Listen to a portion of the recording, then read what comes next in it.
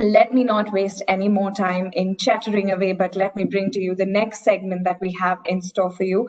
Again, extremely interesting, is something that is very much needed today. They say that if you shape the mind of a child, because children are inclusive by nature, and you teach them to live without bias, then the world will be a far better place. And that's exactly what Funky Rainbow Books for Change does. The world has approximately 2 billion young people today, each one with the power to change it for the better. All it takes is one book to inspire them to make it possible. Team Funky Rainbow talks about Indian children's books on diversity and inclusion and why books are the first step towards being the change we want to see.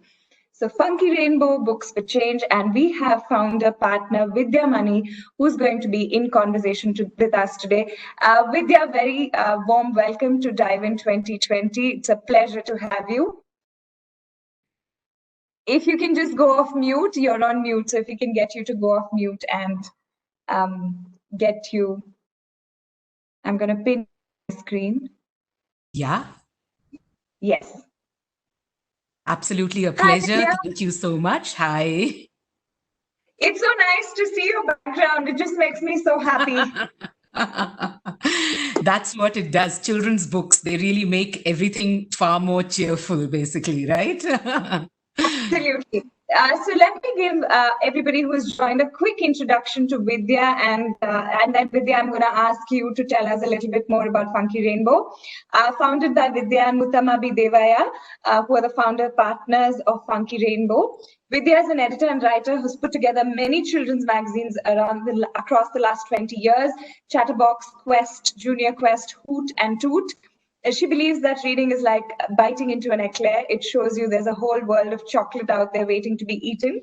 Shyam Madhavan Sharada, aka Grey Stroke, is a writer, illustrator, cartoonist, art director. He's created content for several children's magazines and books for over 20 years. When he isn't doing all this, he's taking photographs and making films. He's again part of the Funky Rainbow team. And Muttamabi, who I said is an activist for disability rights and is passionate about the philosophy of inclusion, diversity, and equal opportunity. She loves children's books and has vowed to never rest till there is one in every child's hand every day. Thank you so much, Vidya, for volunteering to have this conversation with us. I introduced the team behind Funky Rainbow, but tell us about the journey of Funky Rainbow and what got you guys together. How did this happen? What was this collective passion that we get to see sitting behind you in all its glory? So the word that you've used, Shreya, is absolutely right. The journey, Funky Rainbow was set up as a traveling children's bookshop because, when we came together, Muttama, Shyam, and myself, we had worked in the creative space. Shyam and I had worked in the creative publishing space for almost 20 years. Muttama had worked in the space of disability for that many years. And we felt that really the world could be a better place if we started really young, if we had, children, if we were able to introduce them to, good Indian children's books. Now, at the time that we started Funky Rainbow that many years ago, 7 years ago, that is, there was a very, slim chance that a child that you asked would be able to give you the name of any Indian children's writer or illustrator.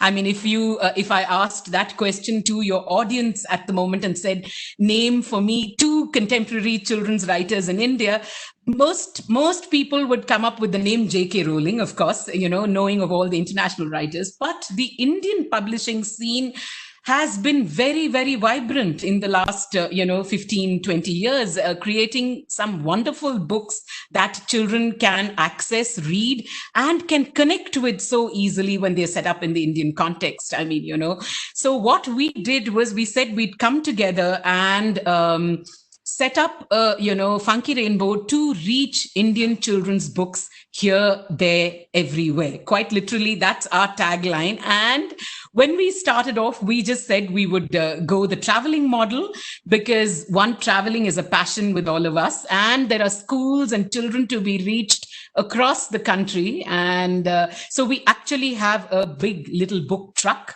like a red book truck, and we travel different places, introducing contemporary Indian, books to children of different ages, starting from ages 1, going up to the age of 18 years.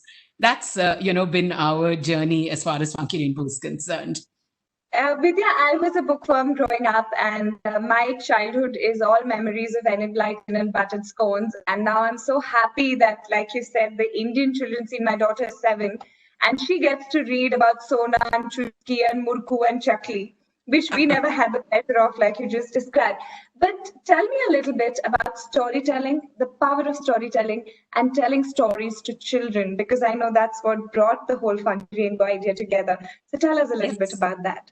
Absolutely. You hit the nail on the head. I too grew up reading. Enid Blyton was the stuff of my childhood dreams, basically. And, even to this date, I always maintain that the first time I went to England and got off, I could identify every road sign, Oxford Street, Bond Street, Monopoly. We had played all of it. Leave me somewhere in the midst of the heartland of Bihar, and I would not be able to find my way around here, there, everywhere. We knew that there was a course correction required there. And the first scone, like you said, butter scone, you may have eaten, and I may have eaten when I was in my early 20s. So, why not have books that actually culturally connect? I mean, and we're not saying that Western books don't work. We obviously are products of, growing up with a lot of British writing. But, definitely, have books that will root children, because we're all global citizens today. And if you are connected better to, your own roots, I think you become a more confident global citizen. And stories show, you think of, go back to your school days and think of those things that you remember from school. It's highly unlikely that some boring history lesson or math lessons coming to your rescue at the moment, really, right? It's possibly those wonderful stories that somebody narrates to you as a child that that remain in your memory, that you use, subsequently. So the power of storytelling has been proven since time immemorial, really. And for us at Funky Rainbow, what we do is to curate these stories and try to match them to various reading requirements. I mean, for instance, people would come to us and say, we're looking for books. My child is perhaps very shy, at school. And are there books that can help him or her overcome that shyness? Or, my child is, struggling with bullying. These are very, very real themes. What better way to, sort of start these conversations, than with stories and with books? So I think the relevance of stories is, it can't be stressed more in the world today. I mean, it's wonderful that Lloyds Bank has this initiative called Dive In, where you've focused on so many issues in the world today, bringing in, various, things that we are, our diverse world is constituted of. And what better way to showcase this diverse world to children than by stories? The chances are that they would understand it far better with stories. Absolutely. So therein the power of stories, of course. Because young children come without bias. There's no, there's no shaped, formative stereotypes that exist in a child's brain. So they're very curious. All of us have the responsibility to ensure that the world in the future doesn't have people that exist currently, at least in the formation of these stereotypical thinking and biases that exist, which is why a lot of people are struggling. So tell us a little bit about the themes and the concepts and the power of reading that can actually shape these minds, and what Funky Rainbows does with that, like you spoke about, around bullying, around such constructs and contexts. So tell us a little bit about that. Sure. I mean, we have this carefully curated collection of 7,500 plus books, and these are books that have been read and put into the collection. So virtually the team at Funky Rainbow, I mean, I know it sounds like a dream job. It is really, to be reading books 24/7 and recommending them to young people. I mean, working with young people is just an absolute way to stay young yourself. And like you so aptly pointed out, to be able to get young people to grow up without biases, without, being judgmental. You see, the best of us are, we easily fall into these traps of making judgments about people, places, things. I mean, I think today's world, especially in these challenging, pandemic times, right, it has revealed the fact that we are better off, creating a more fair, a more diverse, a more inclusive world where there's space for everyone, because everyone is interesting, never mind what their preference is to about what they eat, what they wear, where they live. It simply doesn't make a difference. And that's been a cornerstone of the books that we curate at Funky Rainbow. Oftentimes, people think we only curate very serious books. That's not true. Writers and illustrators are very, very creative people, and they're able to tell these stories in very wonderful ways that the youngest of readers are able to understand it. But yes, one of the things that we absolutely focus on is diversity in our collection of books. And we have picked books on various, themes. It could be, for instance, the issues of bullying. It could be people who live in different kinds of communities. It could be different genders of people. It could be tribal rights. It could be mental health. I mean, there are so many, issues that the world faces today. But that doesn't mean we don't have books about sitting under a tree and eating a jalebi out of, a real pleasurable, humorous, happy kind of book, right?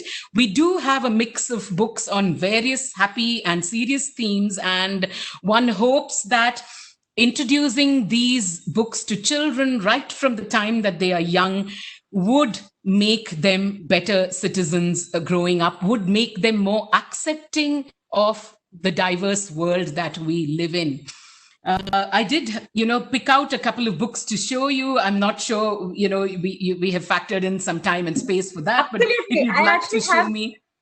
I actually have a question for you on your book recommendations, and show us those books. But I'll just quickly chime in with a comment around what you spoke about, about children and forming the mindsets, right? It is so easy to teach a child what is wrong versus what is right. And I think, again, also to teach a child that, and a child usually is in a gray space, right? Which is the most normal, which is the most accepting sort of space there is to exist. So in connection to that, my question to you was, since you have so many books, 7,500 plus, tell us some, like the themes that you spoke about. And I also remember speaking to you guys, and they said something about grandpa and dementia, and the name of the book, I don't know which that was, but tell us, give us your book recommendations.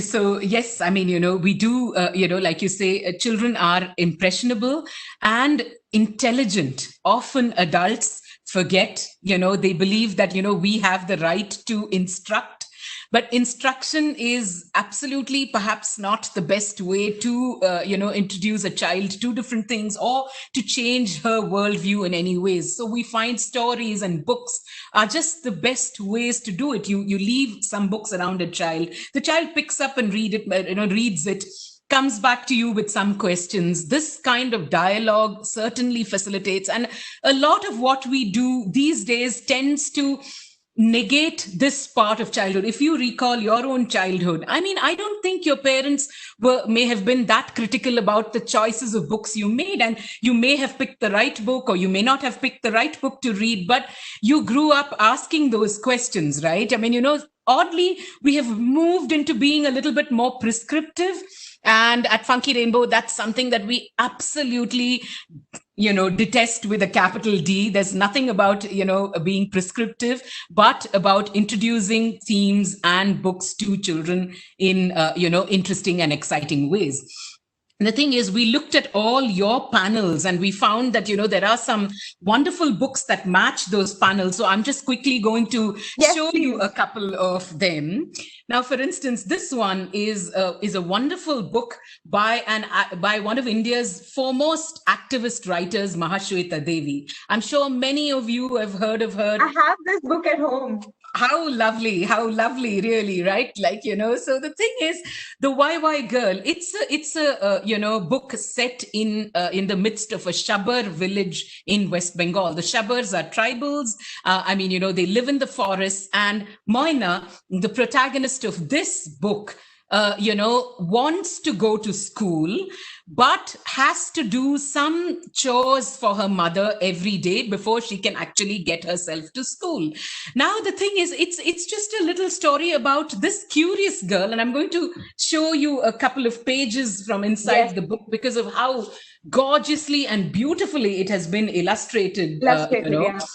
The thing is, she is a very curious girl, as are many children, always asking all kinds of whys. Why is the sky blue? Why is this there in the forest? Why can't I, catch a tiger? The thing is, in between these whys are also some really significant whys that come in, where one day she has to do the work for the zamindars, for the local zamindar. She has to do some work for the zamindar's house. That's what her mother tells her to do. And one of the questions she asks is, what are the lazy sons of the zamindar doing? Why can't they do this work? What a pertinent question. At once, in a simple children's book about a curious child bringing up complicated issues of India's demography, introducing you to India's diverse population and the fact that everybody is not equal in our society. The lovely thing about Mahashweta Devi and Moina is that they leave us with a very positive message at the end of it. Is she gets access to education, she gets access to books and reading, and that completely changes Moina's life in some ways. So that is, an example of one of the, we did notice that gender was one of the issues that, you were discussing in your panels. We also have another, wonderful book on, gender, which is called Queen of Ice. This is written by an author called Devika Rangachari, and this is about a ruthlessly ambitious queen in Kashmir. The thing is, her name is Didda, and she's a real historical figure. The book has been fictionalized in part, of course, to make it more appealing to young adult readers and to adult readers. The thing is, Didda's father despises her. She's lame. Didda is a lame princess. And at no cost does he want her to come onto the throne of Kashmir. He'd much rather have his useless son become the ruler of Kashmir. Now, Didda, she knows she's far, far more competent than her brother. And she goes ahead and she has decided that come hell or high water, she is going to get onto the throne of Kashmir. Now, how she does it, there are two counts on which the book is path-breaking. How she goes about doing it, she's ruthlessly ambitious. And she's unapologetic for being ambitious. In most books, we tend to make excuses. Oh my God, I'm afraid the woman had to abandon her family simply because, when she abandoned her family to do something else, the poor family suffered consequences. She is ambitious, and she has decided that she's going to go ahead and get onto the throne of Kashmir.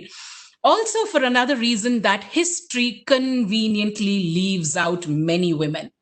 If I asked you to name 10 rulers, the chances are 70% or 80% of those rulers would be men. It's not that history was made without women, right? And so this book showcases the life of one, such queen, and fictionalizes it so beautifully, in a manner that young adults, we recommend this book for 13-plus-year-olds and adults of all ages, basically, to, read this marvelous book on, a book that addresses gender and, restores women's place in history, basically. So this was, I have, a couple of more, if there are themes that particularly interest you. I know there was an excellent panel on caste. You had a panel on caste this morning at Dive In, and this is an absolutely, brand new book that has come onto our shelves called Savitribai Phule and I, wonderful book, again for young adult readers, meant, telling you the story of a young girl who gets admission into an engineering college on, reservation quota. Now, because she has a reservation quota, she is the butt of ridicule at college. Nobody takes her seriously. She's not able to make friends, and she is struggling to cope with the education itself. Now, she is terribly depressed at the end of it all. I mean, because she just finds herself in a world that she's completely unfamiliar with. And coincidentally and remarkably, at that point in time, stumbles upon the diary of this pioneering lady in India called Savitribai Phule, who worked tirelessly for the education of women. Now, the diary of Savitribai Phule reflects her life, in so many ways. And it's the story of this young girl. How does she take inspiration from, the diary of a pioneer who went, so many decades before her? And how did she, sort of change? What does she do to change her life? Is that change possible? Does it happen in the life of the protagonist itself? Such a wonderfully written story, so relevant to our times, because often lots of young people grow up bereft of any context on this. You come from a certain privileged position in society, and you really are unaware of the realities that make India. And I'm not saying these are depressing realities. I mean, these are realities. These are spaces in which changes have to be made. And you and I know that it's the younger people that can make the change that we want to see in the world, really, right? So This is a powerful, kind of novel on caste and one girl's challenge to overcome the caste that she, belongs to, through the power of reading, books, and education, of course. Wow. So last year, a friend of mine who was part of Dive In last year and I co-authored a book called Words Matter, and it's basically a compilation of 40 words. And language plays such a strong role in the way gender is perceived, right? Because Absolutely. the word ambition means such different things for men versus women. And Yes. to be more inclusive, we've not even figured out language that is gender neutral, because gender is no more binary. Absolutely. Right? Absolutely. So tell us more, give us more. I mean, I've just added a whole list of books to my own must buy. The thing is, you're right. Does language even allow us to, encompass the spectrum? I mean, we know that there are people that are across the spectrum when it comes to gender. Why is it right or wrong to belong to any part of that spectrum? I mean, frankly, really, if we feel this way, why doesn't the rest of the world feel this way? Why are they people still persecuted for choosing whom they want to love, for choosing whom they want to be with? Now, the thing that happens often is that, parents, adults, they believe that these issues, are things that the children should not be exposed to, right? I mean, how is that possible? If they're growing up knowing that there is COVID in the world today, they're going to know that, there are people that belong to the, to the gender spectrum. There are gender fluid people. And the lovely thing about the Indian children's publishing space is that it picks up all these things. Like, my, next book that I did want to show you is this beautiful one, a picture book that's actually meant for 5+-year-olds. I'm talking of the youngest of readers, about this character called Gutli, and it says, Gutli has wings. That's the title of the book. Now, he is a happy child. Gutli is a happy child. And I'm saying he only because I have no, a word to describe him besides he or she, essentially, right? Now, he likes to draw fairies. He likes to cycle. He likes to play on the swing. Amongst one of the things that Gutli really, really likes, and his family loves him, basically, is the fact that he wants to dress up in a frock that has been, bought for his sister's birthday, basically, right? And the family will have nothing of it. They are initially absolutely appalled that there's this young boy who wants to wear a frock. Now, the thing is, everybody tries to explain to him, what a wonderful child he is and what a mistake he is making wearing a frock. Thank God, there are people in the world who understand people and decide that there is really no, there should be no crime for being different, right? His mother is a great support. And the thing is, in the book too, there is a bit of learning that goes along with it, right? The mother does not come to terms with the fact that her son wants to wear a frock just instantly from page 1.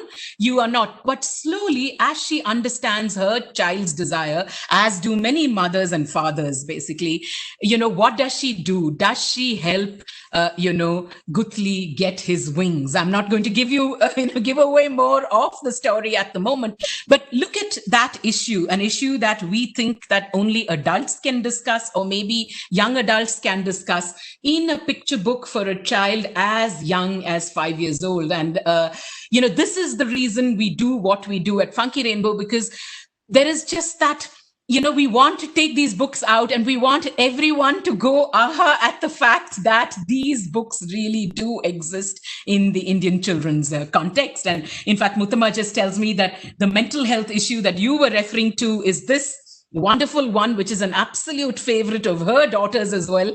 It's called Our Nana is a Nutcase, written by an award-winning writer, Ranjit Lal, and it deals so subtly and so beautifully with the theme of dementia.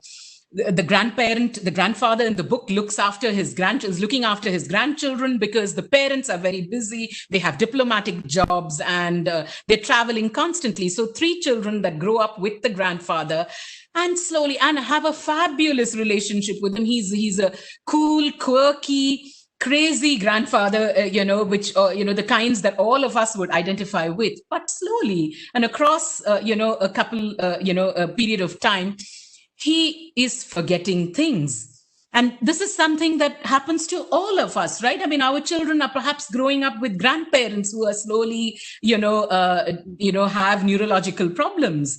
Now, what happens? The parents think that the grandfather has to be consigned to an institution. Hooray, that children are who they are. They don't want the grandfather to go anywhere. They want him to be with them in the family. Mental health issues, a lot of families that are dealing with it today in a children's book, and so beautifully, so wonderfully addressed by way of a story. The power of the story. And it's not like the author set about writing this because he wanted to put forth the issue of mental health. It's the story that comes first. In the course of the story is the theme, and adults like you and me, our eyes are open to the fact that children really imbibe many things by way of stories. Absolutely. So, yeah, I'm reminded of this line that I read. I don't even remember where I read it. The child asks the mother, "Mama, what is normal?" And the mom says, "Bacha, it is a setting on your iron box." That one line, we are constantly trying to conform to societal standards of what have you, right? Beauty. And you spoke about not being open to what people are as a spectrum. As a culture, as a race, we're not even open to what people are born with in terms of skin color, So there's so much. But what is beautiful and what is, I think, promising is the fact that these stories are being told and the fact that these books are being picked up. Give us more.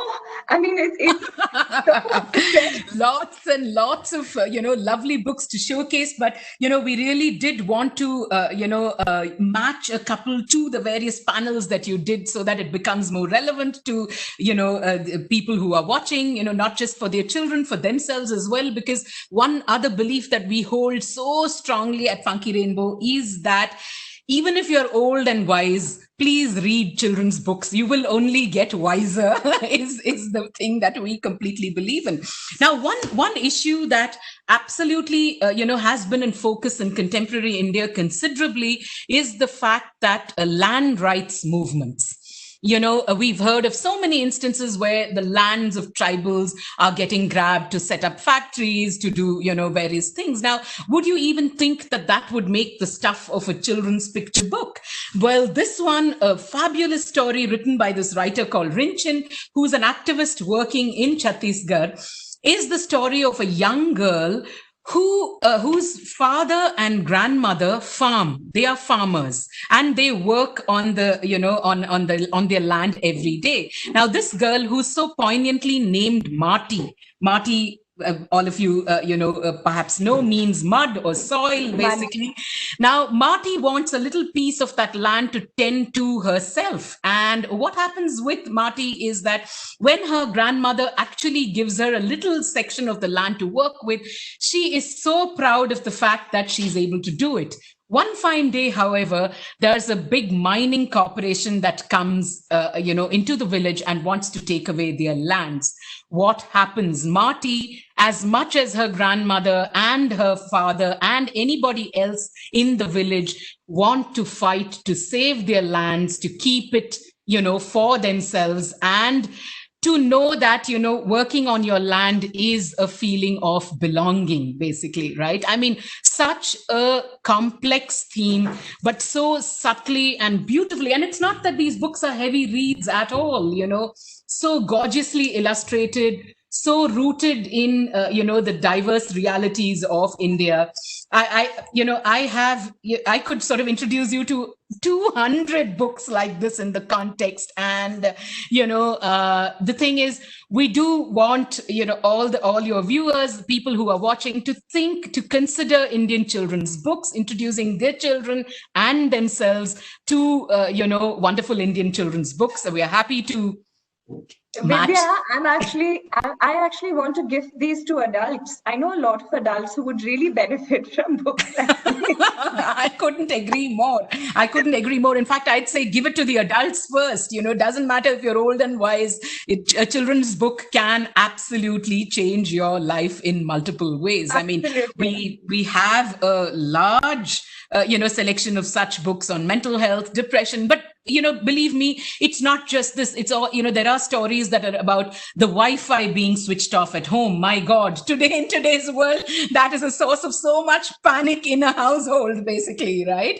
So a great mix of books, covering various themes meant for children as young as 1 year and, going up to young adults. 18, we basically call them young adults because they can pretty much read what adults are reading, but this diverse range of books that I think both children and adults should be introduced to. And we really, are so happy that we've had a chance. I mean, I know this is in between, a conference on inclusion. It's wonderful that the conference has given space to a small selection of Indian children's books, to a small little traveling bookshop, that takes them here, there, everywhere in the hope of a better world. But that's the beauty and the belief that all of us are trying to strive for, the hope of a better world. So it's collective consciousness, I think, that has brought you guys to us today. I can't thank you guys enough for having come here and shared this beautiful world of books that can actually introduce all of these concepts and themes to children. And I think that's where it should start. Thank you, Vidya. Thank you, Team Funky Rainbow. There's a special request coming in for dive-in discounts on the books. Yes, I was just going to say that to you, that, please visit our website, www.funkyrainbow.com. There is, a special segment for dive-in. We had picked out 14, 15 books that we wanted to introduce to you, but I know half hour is too short to introduce them to you. Do browse through the books in that collection, but do browse through the rest of the books on our website. There is indeed a special discount coupon in the name Dive In, and we'll send you the details, but you could just, use the discount coupon Dive In, 2 words, and pick up these books at especially discounted prices. I do want to say, just one thing, in conclusion, I was reading something this morning about children's books and adults. And I found this most lovely, quote from Jacqueline Kennedy, which I thought would be a great way to sort of end our session. It says, there are many little ways to enlarge your child's world and your world. The love of books is perhaps the best of all. I thought that would be a good note to, end our conversation on. And thank you so much for having Funky Rainbow, in this little segment at Dive In. Thank you so much to all of you at Funky Rainbow, both for joining us here today and for doing the phenomenal work that you guys are doing. We will surely, you have one person who's just added 7,500 books, minus the ones I already have into my list. Lovely, looking forward. Thank you so much. And thank you for taking us through all of these themes and for this conversation, Vidya. Really appreciate it. Thank you. Thank you. Thank you. It's been a pleasure. Thank you. Thank you.